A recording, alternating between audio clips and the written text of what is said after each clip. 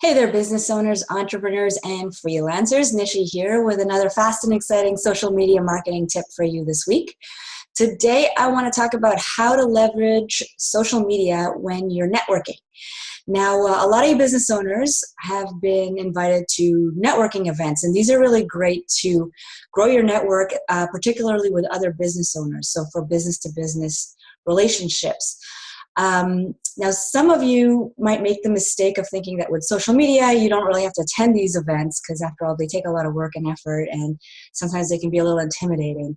But the truth is, social media networking does not replace face-to-face networking, but it does enhance it, it does improve it, and it can also save you a lot of time and effort in the long run. So here's how to leverage social media when you're person-to-person networking. If there's an event coming up, the first thing you want to do is audit all your social media profiles. You want to make sure everything is current, there aren't any goofy pictures, your branding is consistent.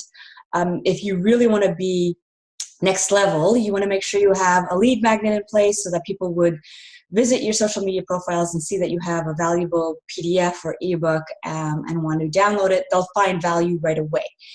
And you'll want to make sure, in any case, that all your social media profiles are loaded up with great content. That's the first thing. The next thing you want to do is make sure you're aware of any groups or business pages on social media that are promoting the event that's coming up. And that's where you want to sort of just gently introduce yourself, particularly to the organizers and to any speakers or presenters that are going to be at the event. You also want to do a little bit of a background check. I know this kind of sounds stalkerish, but it's not. Just kind of find out who is going to be in attendance and who it is that you want to meet, because in all likelihood, unless it's a very small event, you're not going to have time to work the entire room. So you want to zero in on the types of people that you want to meet and where you're going to get the most value and where you can provide the most value. Now, once you're at the event, the first thing you want to do is make sure you know what the hashtag for the event is, if there is one, and there really should be one in this day and age. Then you want to live post any great moments that are taking place, any great people that you meet, or any presenter moments that are worth posting about. You don't want to be like a live correspondent, okay? You don't want to be buried in your phone. Resist that urge. For the most part, you want to be very present and you want to be meeting new people and you want to be engaging and having meaningful conversations. So don't fall into the trap of being stuck in your phone. If you need to, you might want to have a social media manager back at the office or even at the event taking care of this aspect for you, because really you should be there to meet people.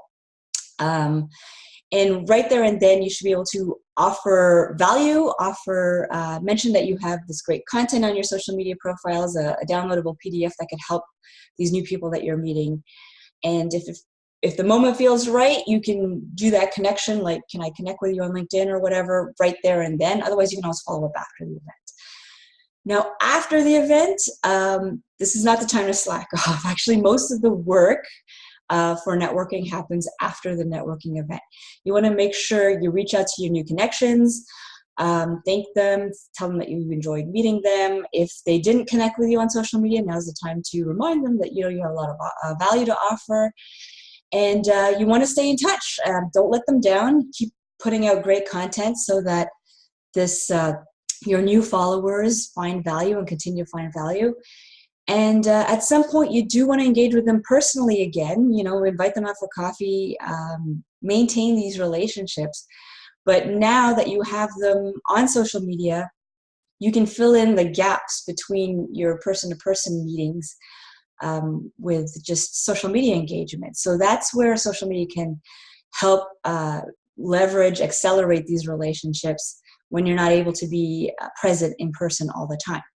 So I hope you found that useful. The greatest takeaway here is, social media networking does not replace person-to-person networking, but it certainly accelerates, enhances, and makes it a lot easier.